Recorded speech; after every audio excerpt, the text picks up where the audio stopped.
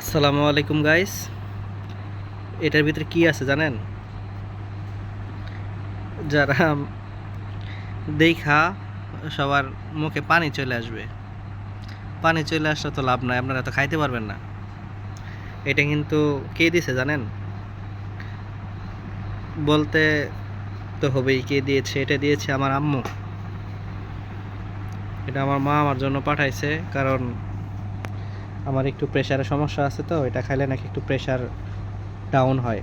মাঝে মধ্যে আমার প্রেশার একটু হাই হয়ে যায়, তো এটা খাইলে নাকি প্রেশার কন্ট্রোলে থাকে। এই জন্য এটা আমার জন্য দিয়ে দিছে, দেখুন অনেকগুলা দিছে।